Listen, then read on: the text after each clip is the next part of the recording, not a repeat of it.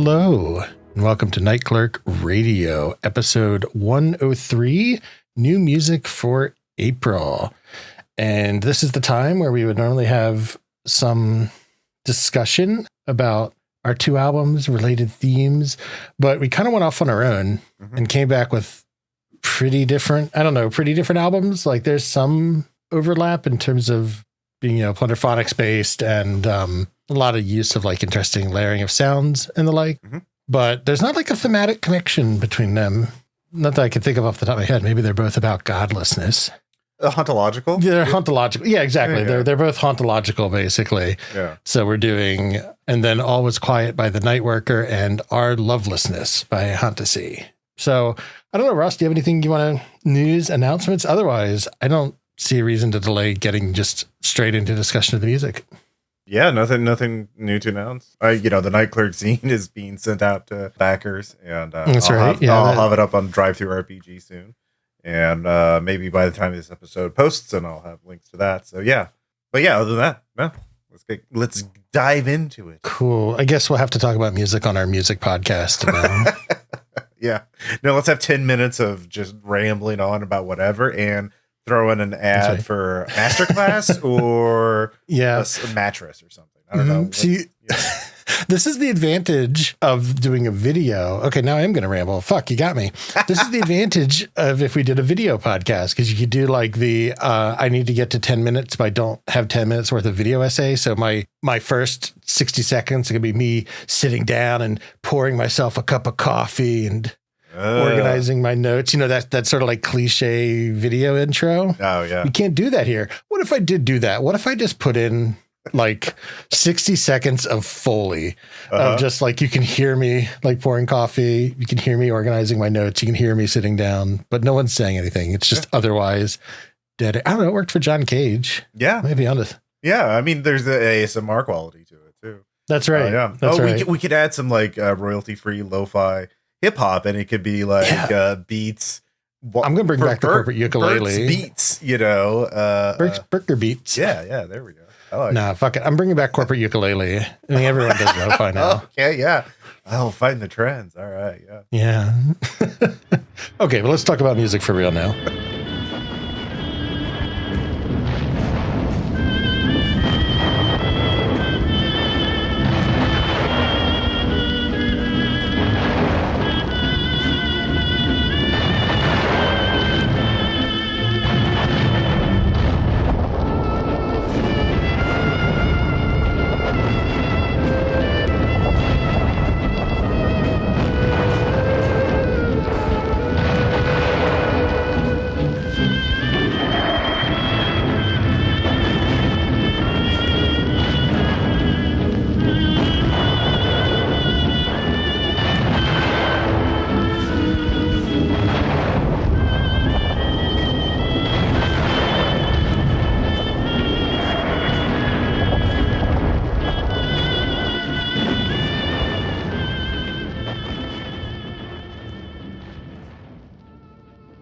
Was a sample from track 4, Trench Fever, from And Then All Was Quiet by the Nightworker, who is popping up recently on the almighty YouTube algorithm for me, and seems to be getting a bit of popularity.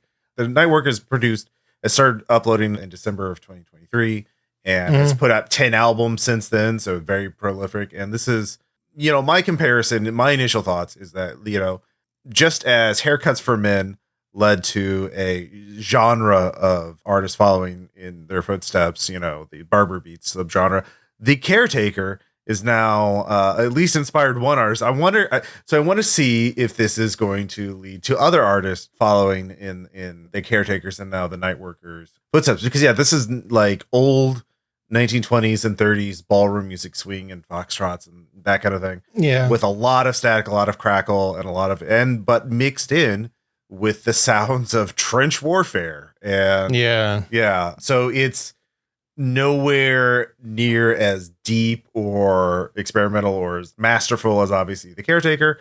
But yeah, I think The Caretaker first, but I also think of things like Fallout, like the video games, because those SEO tie-in with the show. Yeah, SEO tie-in with the show. Exactly. Yeah, like that old time music, and it's kind of hauntological, but for something you weren't even born with, or your parents weren't even born with before this happened. So it's kind of like an echo of an echo. It's old music with war sounds. And Yeah, so this is something I had a lot of thoughts about, because like I looked at the other stuff by the Nightworker, and I totally get the utility of it as like background music, right? So I think we were talking before this. They have a video that has like 500,000 views on YouTube. It's sounds of the haunted elevator, and it's that's how I found it.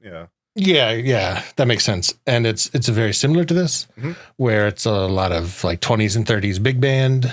But kind of like reverbed and a little reverb, a little staticky, but a little slow down. Doesn't have the warfare over it, which reduces the utility as background music, I'll say. But the caretaker, I get why you say that, but that does rub me the wrong way a little bit, just because like Everywhere at the End of Time is a 6-hour rumination on dementia.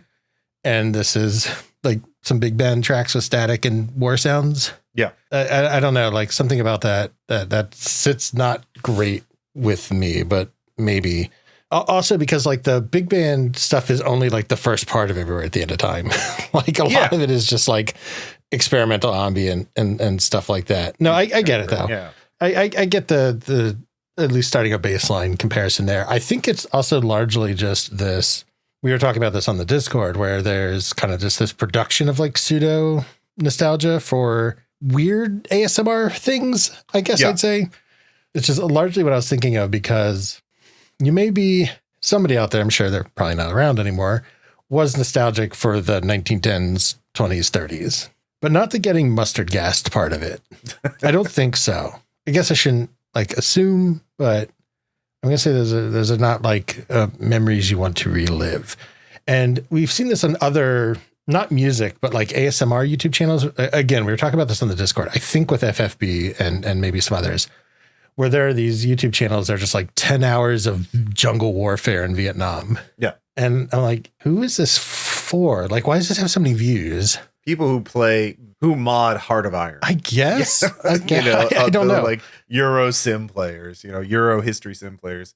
Yeah, no, there is a huge growing niche or genre of like background sounds with very unusual like focus. And like not just Vietnam, but like World War I, World War II. You're in a German trench and the British are coming or whatever. Like I've seen some of these channels, and there was like a guy who was like, I'm going to go to this field in Flanders and record and like use that for the basis of it. And then you also have like fictional ones. Like I think this album is people at the center of the Venn diagram of Warhammer 40K fans and The Shining. Like those two. If you're a fan of both, this is the album for you. I think. Yeah. So I don't know what the appeal is, but there's a lot of people who like sounds of rumbling artillery and occasional rifle fire and the rain and the wind and all that other kind of stuff. So it's not quite ASMR, but that background white noise. Yeah. And like, I totally get that. Like I do understand like nature-based white noise. That is some stuff I'll put on sometimes for sleeping, is like a thunderstorm for 10 hours and stuff like that. I totally get that, even though I don't want to be out in the rain. I like being in my comfy bed listening to it. And I understand like an appeal of like deep rumbling bass and stuff, but like it's just interesting that it gets, I don't even know, maybe they don't even think about it. Like artillery is just a thing that does that, but like I don't know, as soon as you conflate it with like war and stuff, it becomes like just different. I don't know. Yeah, it's just interesting to me. And I'm glad you picked this to talk about this type of thing, because and I don't want it to be perceived as a knock against the album or like this sort of like creation. I'm just trying to sort it out, because it's not anything that I ever would have picked. But I do understand liking the other stuff that doesn't have the war sounds and the other field recordings over it. Because I think the problem is once you add like too much theming, I get into like, I don't know, like too hyper analytic mode. And I'm like, well, it's World War I, but they didn't really have like, who has like nostalgia, like recorded music wasn't really a popular thing in 1914 to 1918 or whatever World War I was.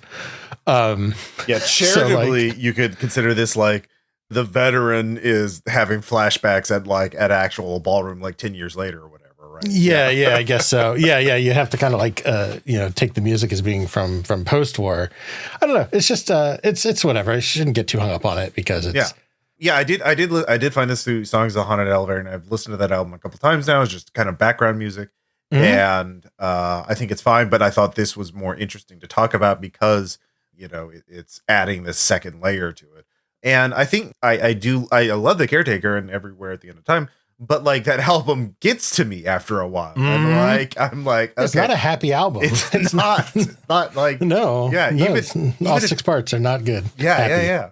No, even if you don't know the context of it, like it just gets to you in a way that a lot of music doesn't. That's why it's so brilliant. But like sometimes I kind of want the vibe of it without, I just want the first 5 minutes of Everywhere at the End of Time. But for an hour and not loop, so it sounds a little different. So yeah, exactly. I want the first 5 minutes. I want the stuff that people make in the little memes that are funny and interesting. I'm like, like that's what I mean about The Caretaker, because I think The Caretaker, has millions of views and like listens and it is very aware to the point, where people are making Minecraft music videos based on it. And so it's become kind of this meme, right? And like, so people are broadly aware of that and they want that without having to experience that whole thing.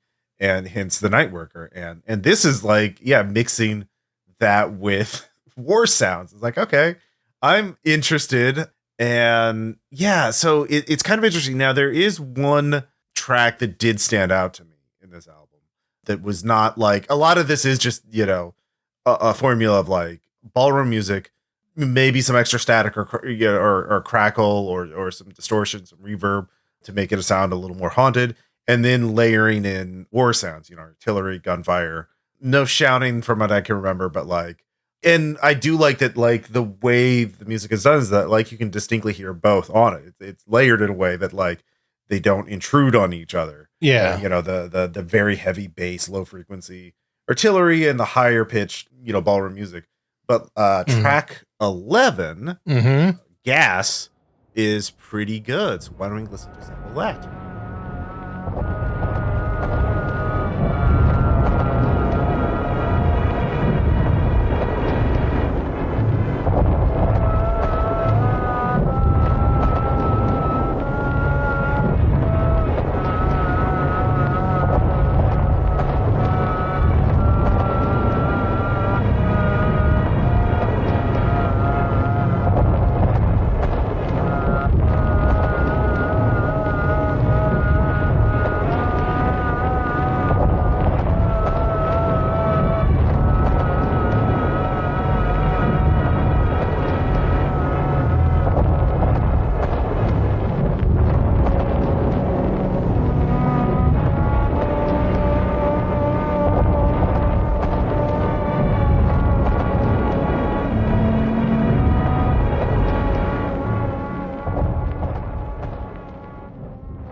And because you get this weird sort of tuneless singing in it, this artillery, the distorted music, and it actually gets kind of creepy. So that actually stood out to me. And I actually, in Nightwork, if you listen to this, like swing for the fences more often like that. Like, get weird with it. Get weird with it. Yeah, you're already in a weird little niche, so you might as well embrace it and just like don't give a shit about the audience. Just do what creeps you out. Like this is yeah. Okay, so I'm glad you played a sample because it gives me a chance to kind of like reset my brain and talk more about the album, not get so hung up on some of the stuff I was talking about earlier. So to this album's credit, it actually does have a fair bit of storytelling. Like I don't want to give the impression that I thought they just grabbed 14 tracks or whatever off archive.org and threw a static filter over them.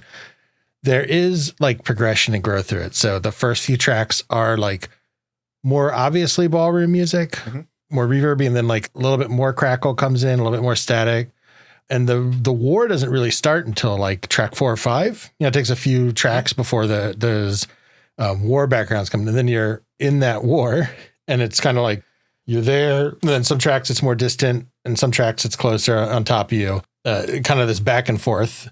And then, track 11 is also one that stood out to me because it's called Gas, which is a reference to mustard gas because the development of chemical weapons or like that and machine guns are kind of the two really horrific parts of World War I in general. Like just a lot of that technological innovation kind of hitting like old fashioned tactics. Like that's kind of a common story of World War I, is just this immense clash. I remember reading about this one British officer, a general, who just believed in the moral superiority of frontal charges.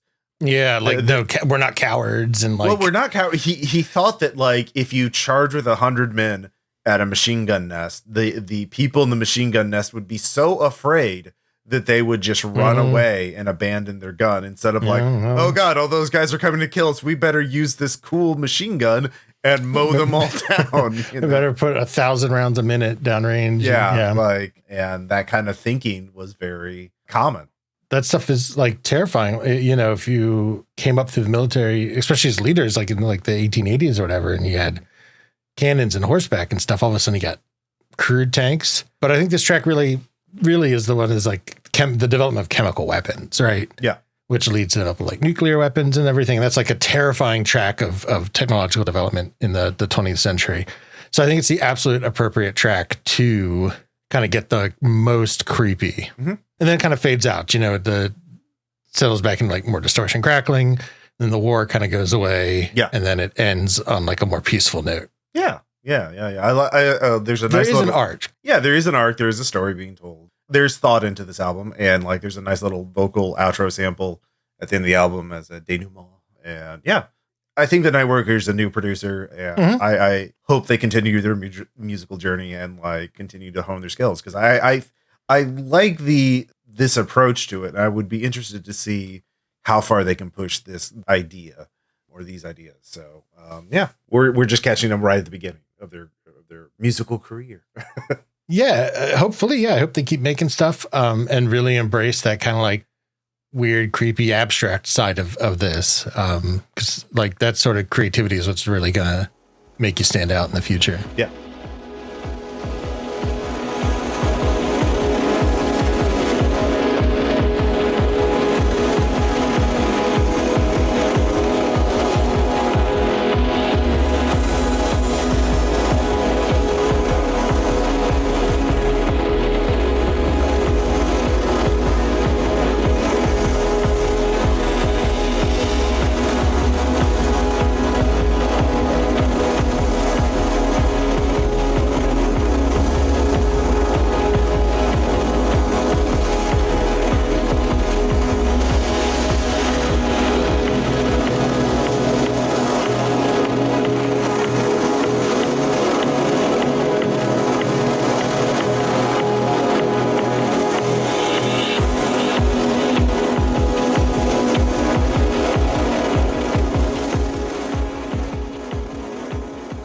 That was from track 2, We Never Think of Him, off our second album, Our Lovelessness by Hantasi.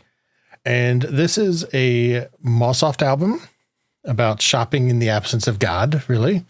And I want to start, I want to start the discussion with some of the discourse, I guess, that was around this album. I don't know. That's maybe not the right word. I didn't know. No, not really. I think just some comments I saw where this is Hantasi's Easter album. So it came out on April 1st.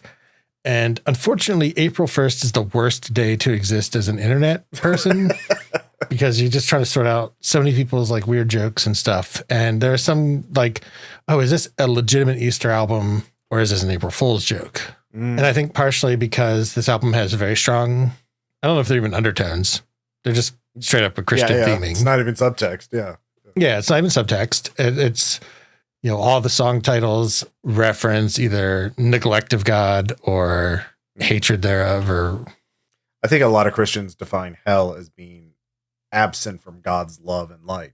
Yes. So our lovelessness is you're in hell, Yeah. Our hell. And depending on kind of what circles you run into, you're not exposed to that type of thought very often. So people are like, oh, is this a joke? And just to clear up, it's not. Hantasi has done a lot of Christian themed albums. They did like The Mall of Our Lord. It's like a Mallsoft album. So like this kind of like Christian Mallsoft. And I liken it to, I don't know what their current status of their faith is. I think pretty strong because I looked at Twitter and they had like a thread explaining kind of like a 1 or 2 sentence thought process behind each song title and everything. And there's like other references to being a practicing Christian. So I think it's I don't know about Vacation Bible School either, but I sort of put it in that realm of somebody who is or has like a Christian upbringing and kind of processing that teaching while being embedded in like consumerism. Mm-hmm. I think that's where a lot of the theming of this music comes from, is sort of engaging with and celebrating their faith through Mallsoft in this case, or in the case of Vacation Bible School, like vaporwave, that kind of that founding of that church wave. Yeah, I mean, I've one of Hantasi's other albums, Kingdom Mall, which is like 5 hours of Mallsoft, and very Christian theme, put out on Geometric Lullaby, not their own. Yep, and we've done another album by them, Liminal Spaces, came up on our like Discord fall cleaning back in November. Mm-hmm. We talked about them, and I really liked that album, so that was why. Yeah, we did too. We did Liminal Spaces and The Mall of Our Lord, to be clear. And I really liked both of them, so I was excited to see a new album and wanted to talk about it. So how would you describe this? It is, as you heard, like extremely hissy, dreamy vaporwave. Yeah. Is very distorted. Yeah, because so both albums did coincidentally have a lot of layering in terms of like having these, taking two very separate pieces of music and putting them on top of each other to create a really interesting sound. So there's this Christian undertone because there's a lot of like, you can hear this inspirational kind of music you would hear at like a church as, this waiting for service to begin or something like that. Mm-hmm. And yet there's this weird breathy, hissy, like digital, I don't know. I describe it as the labored breathing of a virtual demon watching you from the darkness. Like that. Yeah.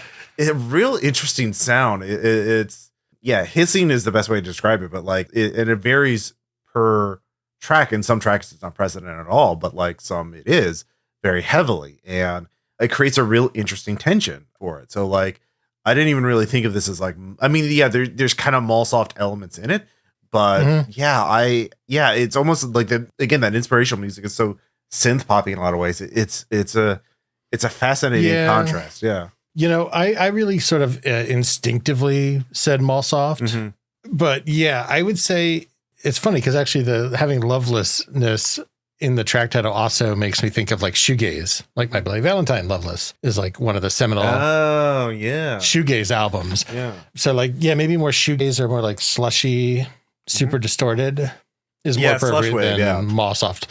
Like drone, dreamy, it's very down-tempo, ambient. Yeah, so I think shoegaze is probably more what I mean. I don't know. I think I just said Mallsoft instinctively because of Mall of Our Lord and the like. Yeah. And I guess the first track is Shopping without him. So I guess my brain just never switched out of Mallsoft mode. But the Loveless connection is interesting because that also has a very Pink album cover. Like it's much more distorted than the Hantasi album cover. But that'd be interesting if on their mind in some capacity, because that is like the shoegaze album of its era, along with like some slow dive and stuff. Yeah. Great album. For some reason you've never heard Loveless by My Bloody Valentine. It's been so long since I've listened to that. No, I'm just, we should focus on the current album. Yes. Yeah. Sorry. Yeah. I was just getting off track, but I think I think there's a lot of interesting variety. So I actually want to, before I forget, play our second sample, which is from track 9.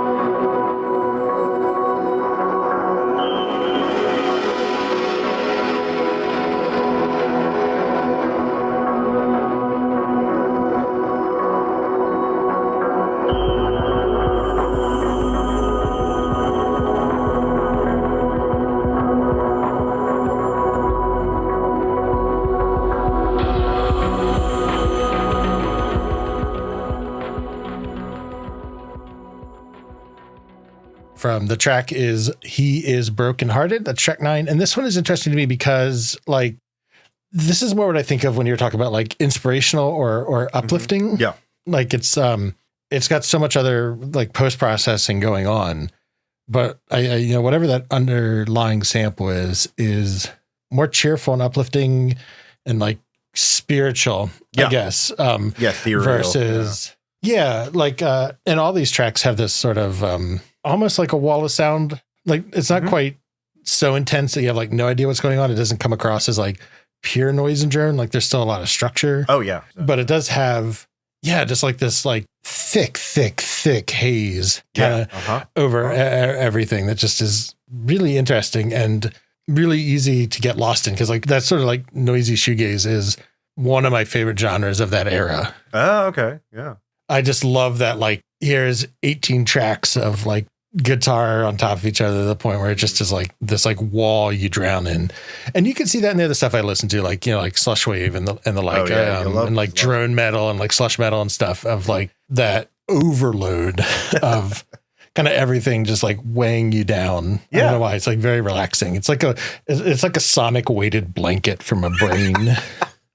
Oh, that's an amazing description. I love that so much. Yeah, and there's like some variation in this album too. Like, it's not like we're kind of describing its primary feature, but you know, like I really like the I guess it's a sitar or something, sitar, and track 6. It's very different for a lot of the album, and yeah, again, those weird hissing sounds are so uncanny and creepy. Like in track 7, I really dig it. But yeah, I can totally see the appeal for this. I mean, it's just such a active album that I don't even really think of it as like ambient per se. It's too structured. Yeah, I think it switches back and forth depending on like how you want to engage with it. Because I think if you're just put on like big, comfy, nice headphones and sit back in a recliner or something and put it on, it would be very ambient in the sense of like you could just kind of get lost in it and not really think about it too much. Yeah. But if you like sit and stare and listen to, there's lots of like great little details throughout. So like track 4, Who Even Cares About Our Lord, again, theming of the track titles, like they're not like super present, but there's like some really cool drums underneath all of the top layer of slush, and it's really more haze than slush. I don't know. These are not real adjectives for sound. Very technical terms here. Very precise. They're extremely technical terms. They have textbook definitions, and people will know exactly what I mean without even listening to it. Yeah, they have the pure Kantian a priori descriptions of noise. There's the pull quote for the episode. Yeah. I think if you listen, you'll know what I mean. Where this is a great pull for an album. I've not kept up with Hantasi very much, and I was not.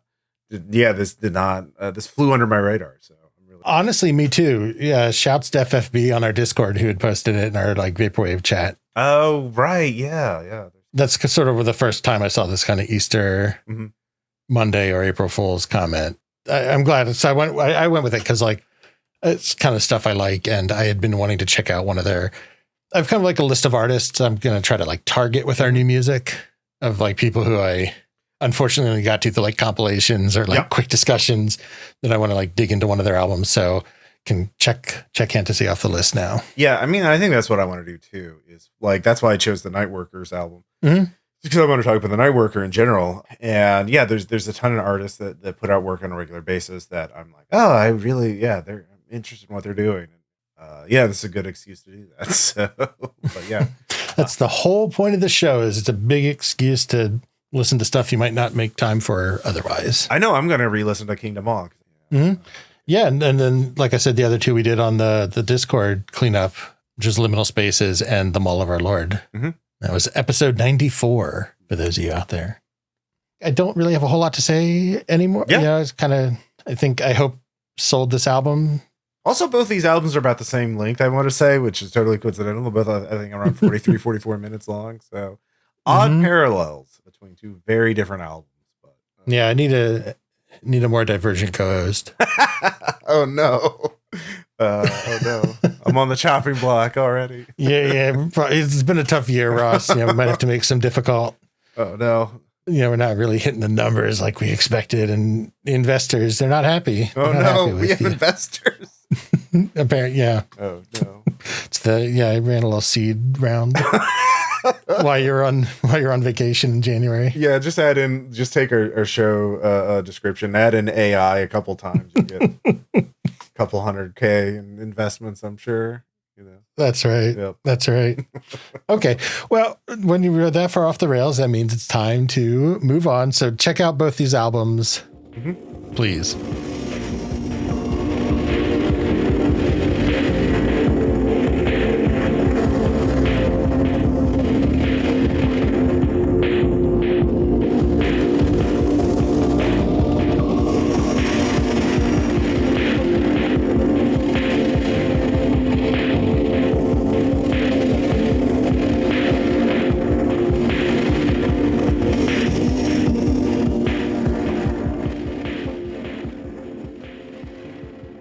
Thank you so much for listening. As I said, as we were derailing and crashing off a bridge there at the end, I really hope you enjoyed listening and learning about both these albums. I definitely did. I think you should check out not only the albums, but the artists. Hopefully you find something that you enjoy. Next episode, we're going to dig into a big old meaty compilation. The Hot Takes podcast put out a charity compilation just a couple days ago at time of recording. It will have been a couple weeks by the time our next episode comes out, where guests of the show and members of the community all submitted tracks. So it's not like the compilation that we just talked about on our Patreon bonus episode, but rather original music or debuting tracks from a bunch of heavy hitters in the field. So we want to go through that and also promote it because all the sales of it on Bandcamp go to relief for the genocide in Gaza. So try to do anything we can to kind of raise awareness for that. And that, because that's like an ongoing basis. There's not like a time period where the money's being collected. I think it's all proceeds in perpetuity. It's my understanding. Oh, definitely stick around to check that out. But if you like this episode, you like what we do, and you want to check out more of it, we do have a Patreon, Night Clerk Radio at patreon.com. We have a couple dozen bonus episodes, a couple essays from Ross, and a really cool Discord community that, hey, maybe you can inspire our next episode, because I poach a lot of ideas from them. So thank you. Thank you to all our supporters in that community. Patreon's not your thing. We're also pretty much anywhere on social media. You can find us Night Clerk Radio at, Instagram, Twitter, X, Blue Sky, Facebook, website.com. Wherever you do choose to check us out, please take a moment to rate, review, let that algorithm know to find us. And that will really help boost our AI seed rounds, which is very important for us. And, as you always say, most importantly, get out there and build a community, talk to people about what you like, engage in that frenemies to friends pipeline. And hopefully the show is one of the things you like to talk about. So thank you again for listening, and we'll catch you next time. Bye. Bye.